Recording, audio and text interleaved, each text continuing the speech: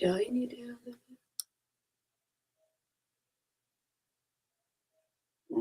जा ही नहीं रहा and an error occurred. This is a usually temporary. Wait a moment and try again. Live नहीं जा रहा लाइव हो गया बोलते आ रहे जा ही नहीं रहा गो लाइव तो go live click on go live करते नहीं है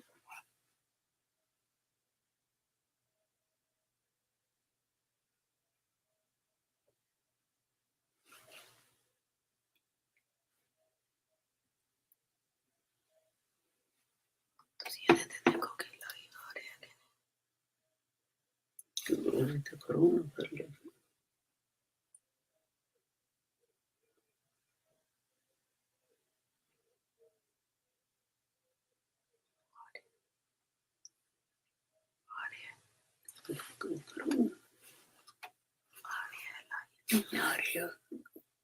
Okay.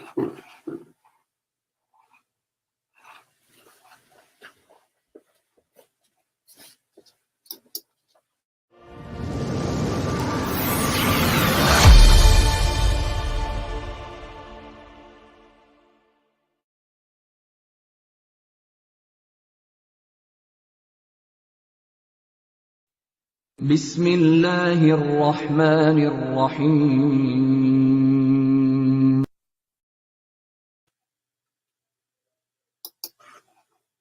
الله أكبر الله أكبر الله أكبر الله أكبر أشهد أن لا إله إلا الله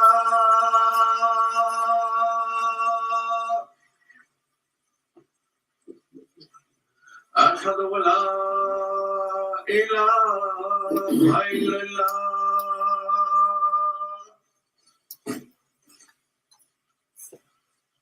أشهد أن محمدا رسول الله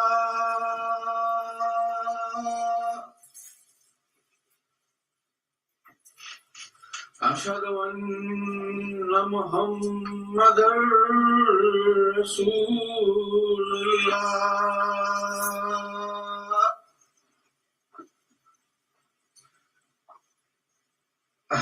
حي على الصلاة حي على الصلاة حي على الفلاح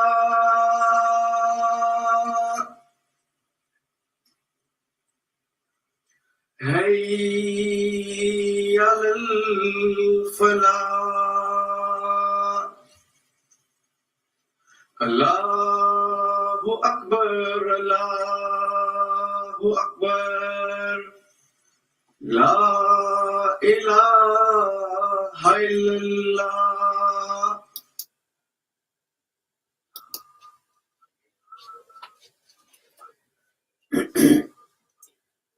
أشهد أن لا إله إلا الله وحده لا شريك له وأشهد أن محمدا عبده ورسوله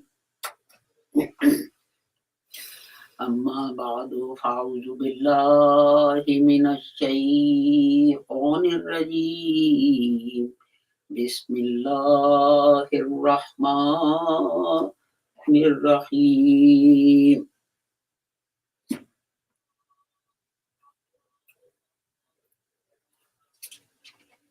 This is the chapter on Nisa, the women, and verses 58 to 59.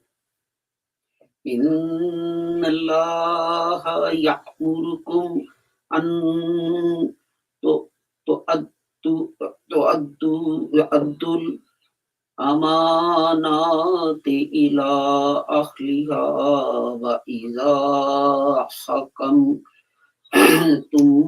بين الناس أن تحكموا بالعدل إن الله نعم ما يعظكم به إن الله كان سميعا بصيرا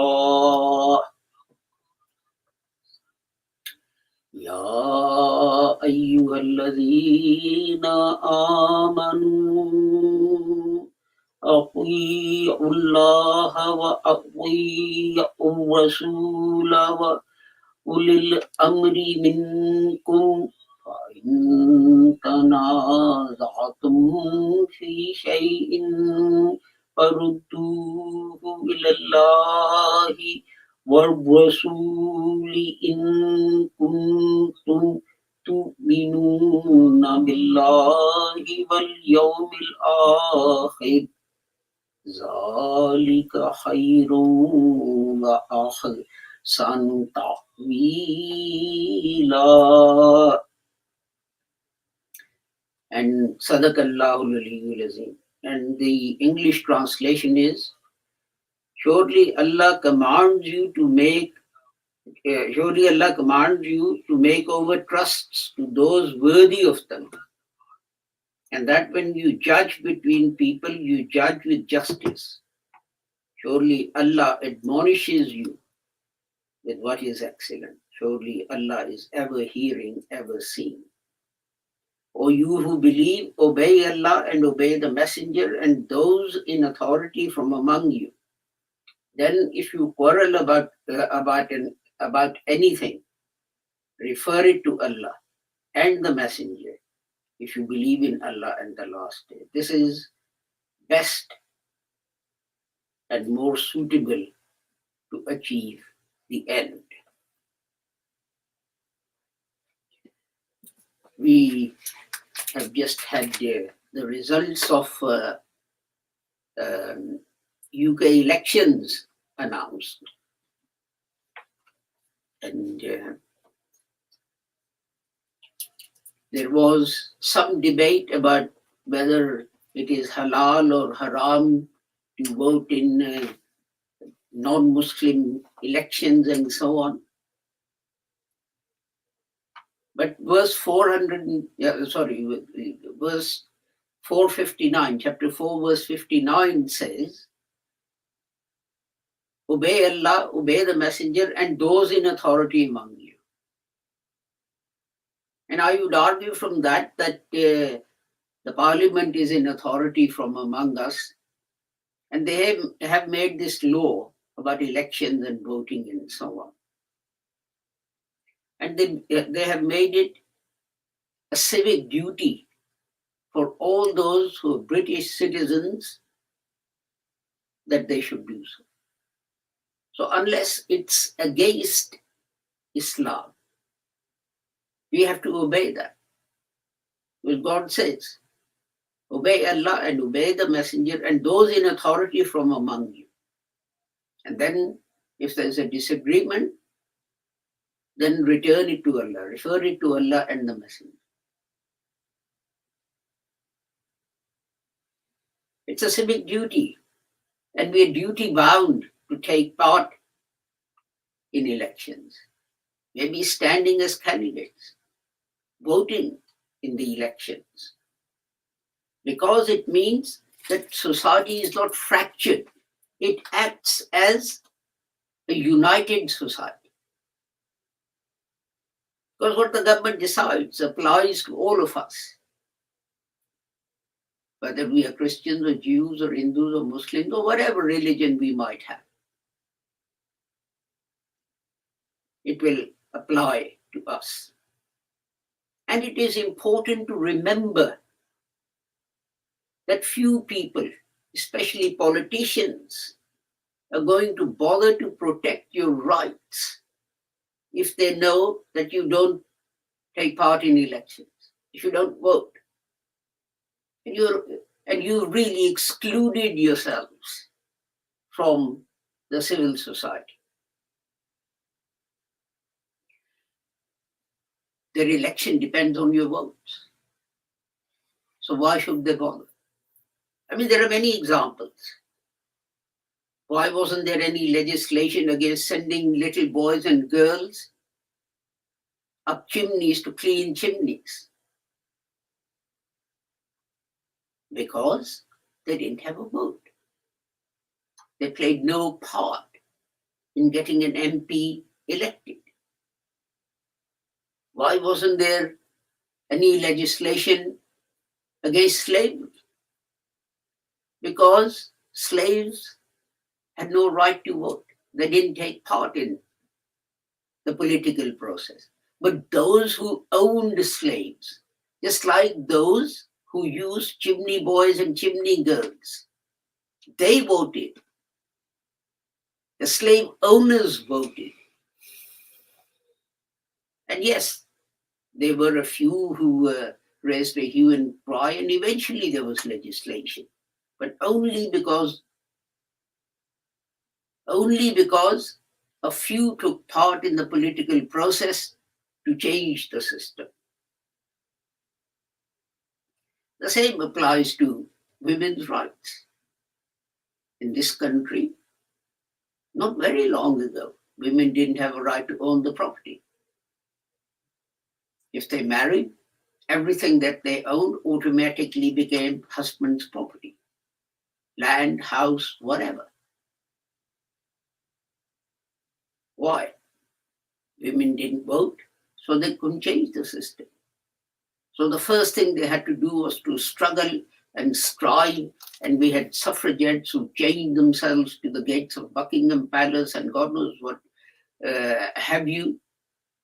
And they created such problems in the country that the parliament consisting of men was forced to change the law and give women the vote. This is history. This is, we are told this, that if you are disenfranchised, or you do it yourself by excluding yourself from civil society, then you are the ones who will suffer. This happened to Muslims in India during the Raj. Having lost control of India, Muslims then sat on the sidelines of society, civil society, political society, and so on. And all they did was to sulk. Like a little baby in Tesco's who's told, you're not going to get this toy, and he lies down on the ground and starts to kick his heels and cry and so on. And all that happened was that it made their situation worse. It didn't affect the other communities. They went and they went to British schools and colleges and so on, and took part in the process and joined the British civil service, etc., etc. But Muslims learned nothing from this debacle. They got left behind other communities, and then they had to demand the partition of India between India and Pakistan, or what is now India, Pakistan, and Bangladesh. What are they going to do in United Kingdom if they get left behind? Or France, or Germany, or United States, or Canada, or Australia, and God knows how many other countries demand that they're all partitioned. And that's the sad thing, that we never learn a lesson from our mistakes. What happened in the recent Dutch elections? Some so-called ulama, they declared that it was haram for Muslims to vote in the elections. Why? Because only God has authority to make laws. Vote for a parliament is shirk.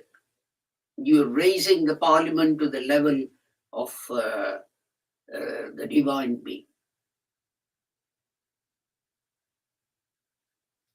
The Holy Quran just gives general principles on which legislation should be conducted, developed. Why do we have 4 schools of thought? Later on, when society changed, Imam Malik and Imam Abu Hanifa and Imam Hanbal and so on, they studied the Quran and interpreted from that how the injunctions in the Holy Quran should be applied at the time that they were living. But when you exclude yourself, then what happens is what happened in Holland. Muslims excluded themselves from the political process, and the result was that an anti-Islam, anti-immigration political party won the elections, and their agenda is to close all the mosques, ban the sale of the Holy Quran in Holland, and deport all Muslims. So how are you going to fight that?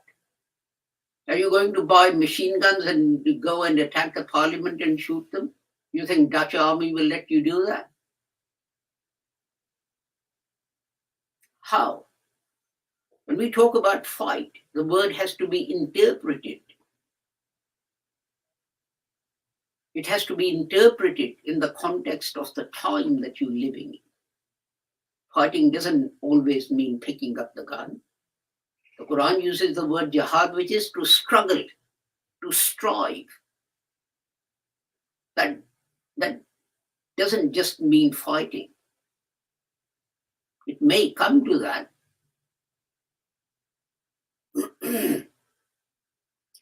Now, in the UK, Muslims engaged in the political process.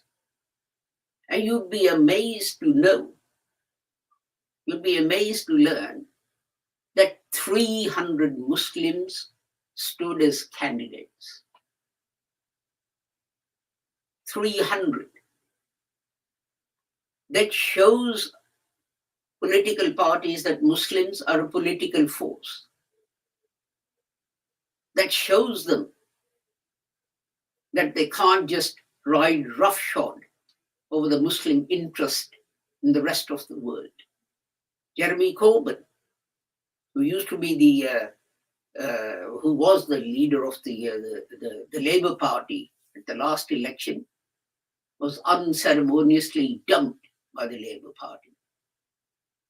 And a major reason for that was that he supported the creation of a Palestinian state on the West Bank. And although all political parties in Britain and America and so on, they pay lip service to this, but they don't really want a Palestinian state. They want Israel to run roughshod over Arabs and Palestinians and so on. And remember, when I say Palestinians, I don't just mean Muslims. That includes a lot of Christians who are being persecuted in this way. But then he stood as an independent candidate, and not only won the election as an independent, but he won it with a huge majority. If I'm not wrong, his majority was bigger than the majorities of any other candidate that was standing. 4 Muslims, but they weren't necessarily Muslims, 4 candidates who supported the Palestinian cause defeated Labour candidates because Muslims united and they took part in the political process, and they showed politicians that if they want our support, then we have to see them protect our interests in the world, interests of our brothers in the world. This is not 1953, where there are a few Muslims who've just recently arrived in the UK. And Anthony Eden and Israel and France can connive to attack the Suez Canal because Colonel Nasser wants more money to spend on his country, and then lie and say nothing to do with me, squad. I'm referring to Anthony Eden and the French and so on. They lied to the Anthony Eden lied to the British Parliament. He lied to the United Nations, etc. And that is because there was no one to protect the interests of the Palestinians, of the Muslims. Now, what this election has shown, with the re-election of Jeremy Corbyn, with the election of 4 people who defeated the Labour candidates who were standing against them. And remember, Labour has won a landslide victory this time. Can you imagine if there wasn't a landslide against the Tories, how many candidates would have won who said create a Palestinian state? Even at this time. So the Labour Party will have to think twice, more than twice,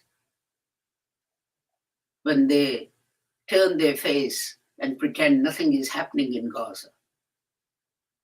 When the whole of the Gazan structure, health, education, everything is bulldozed to the ground. The British Prime Minister doesn't make one statement to condemn that. They always go back to, do you condemn October the 7th? And I ask the British, do you condemn the French partisan who fought Hitler? Because someone else had occupied their country and they were fighting for its freedom.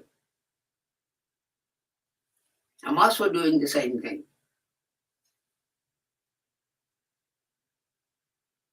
Yes, you can condemn some of their actions. But look at what Israel has done. 40,000 Palestinian women and men, women and children have been killed. Hospitals have been razed to the ground, and not one member, not one single member of parliament has stood up in parliament and denounced it.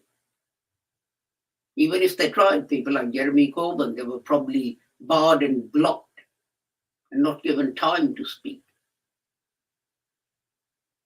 But the more members, not necessarily Muslims, but the more members who support the Palestinian cause are elected to the parliament, the harder it will be for the parliament to turn a blind eye to what is going on in the West Bank and in Gaza. Islam was never isolating about yourselves when you live in a community where you are in a minority. The Holy Prophet Muhammad sallallahu alaihi wasallam was in a minority. Did he exclude himself from the rest of the community? No, he didn't. He actively approached them and he preached to them and he talked to them and he put forward the Muslim cause. In fact, he prayed that God may open the eyes of people like Abu Jahl and so on, and they embrace Islam because he had great respect for them. When he arrived in Medina, did he say to Muslims, don't interact with Jews and Christians and others who are living in Medina? No.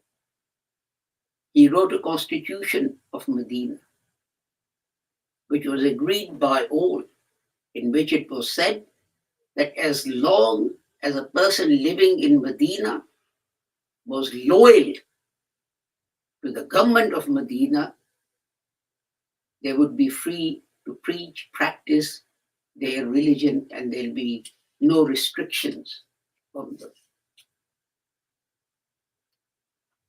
In fact, later on, the Holy Prophet entered into an agreement with Christians, which said that the Muslim government will be duty bound to build churches for them and repair their churches if there are not enough Christians with financial sources to do that. And I end by saying that the greatest trust that Allah has put in our hands is to protect the universe. And next to it is to do our civic duty. It is the jihad of this age which will lead us to victory, and not the jihad of the sword. As Hazrat, this was what the promised Messiah, Hazrat Mirza Ghulam Ahmad Sahib, said over 120, 130 years ago. And he also said that a time will come that whether you accept my claims or not, you will follow my teachings if you want to succeed. Lahori Ahmadis of my generation are fortunate that every day that passes, we see this prophecy coming true. Barakallahu lana wa lakum fil Quranil Azim wa nafa'ana wa iyyakum bil ayati wa zikril hakim innahu ta'ala jawadun kareemun malikun barrufur rahim.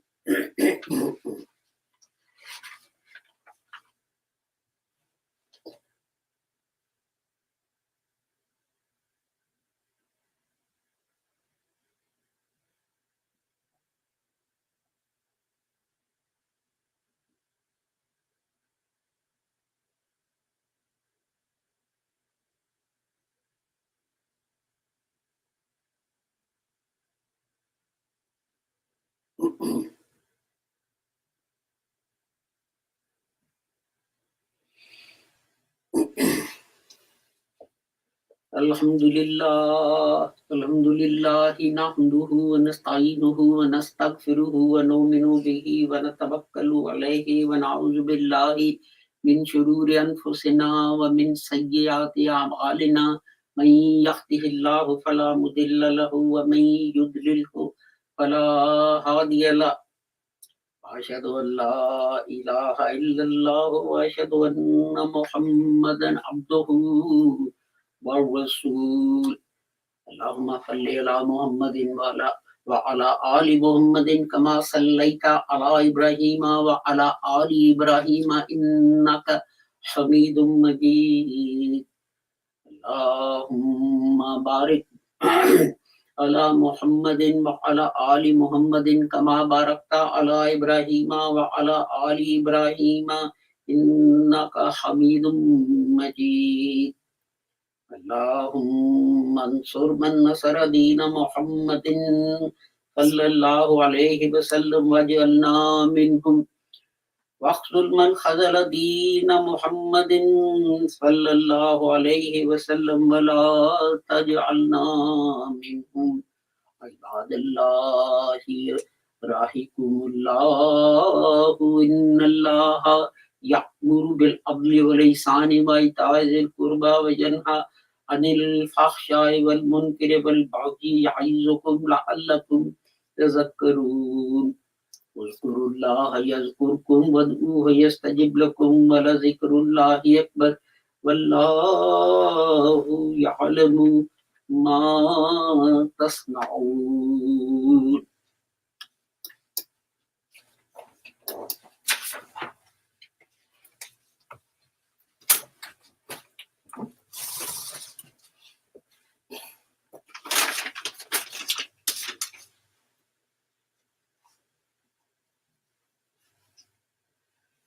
अल्लाहु अकबर अशहदु अल्ला इलाहा इल्लल्लाह अशहदु अन्ना मुहम्मदर रसूलुल्लाह हय्यल सलाह हय्यल फलाह कद कामतिस सलाह अल्लाहु अकबर ला इलाहा इल्लल्लाह अल्लाहु अकबर।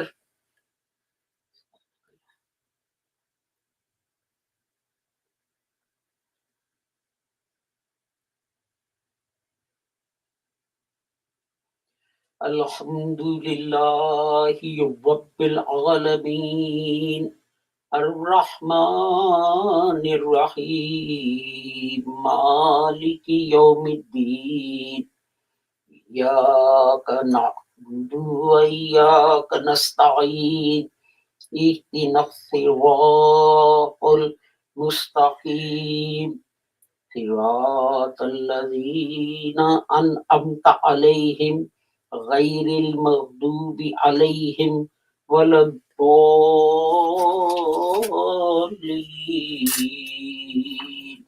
आमीन।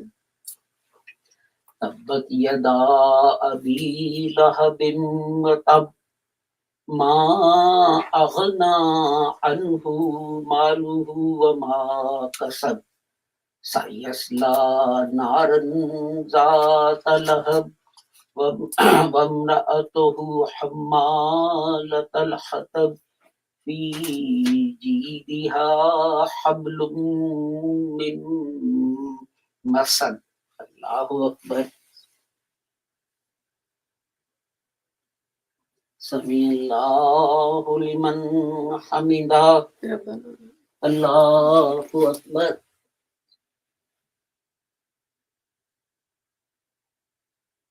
अल्लाहु अकबर।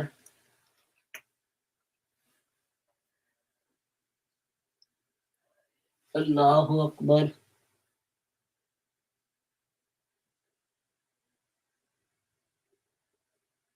अल्लाहु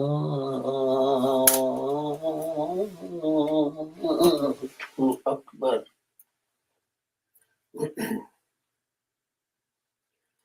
अल्हम्दुलिल्लाहि रब्बिल आलमीन अर्रहमानिर रहीम मालिकि यौमिद्दीन इय्याका नअबुदु व इय्याका नस्तईन इहदिनस सिरातल मुस्तकीम सिरातल लज़ीना अनअमता अलैहिम गैरिल मग़दूबि अलैहिम वलद्दॉल्लीन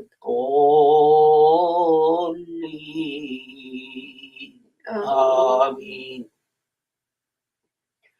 कुल हुवल्लाहु अहद अल्लाहु समद लम यलिद वलम यूलद वलम यकुल लहू कुफुवन अहद। अल्लाहु अकबर। समीअल्लाहु लिमन हमिदा। अल्लाहु Akbar.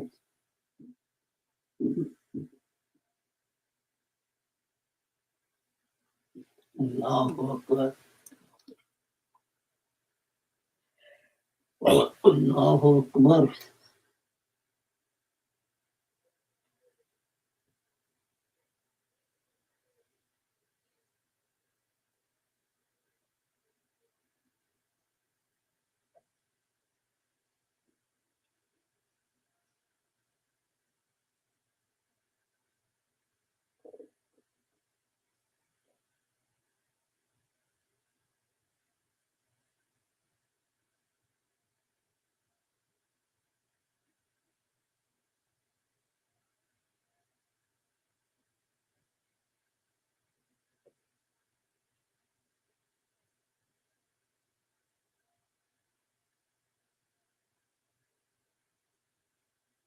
Allahu Akbar.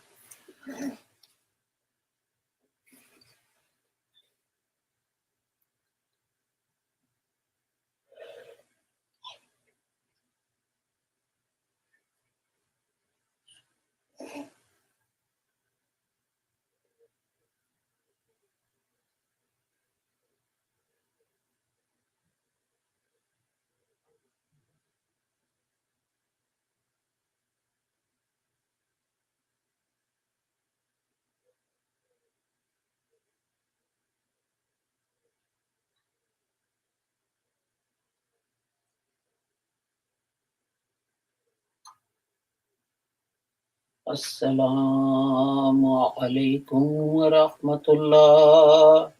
Assalamu alaikum wa rahmatullah. Astaghfirullah.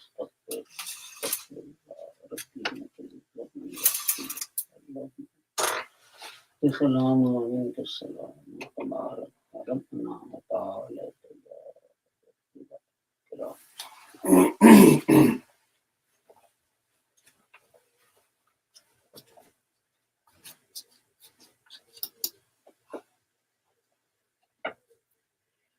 Thank you for joining us for today's Friday service. Just to remind you that please, during the week, continue to pray for the whole humanity, all those who are being persecuted, that God may protect them, and the persecutors, that God may give them sense to see that what they're doing is wrong, and everyone else as well. In the meantime, I take my leave of you. Assalamu alaikum, Khuda Hafiz, goodbye.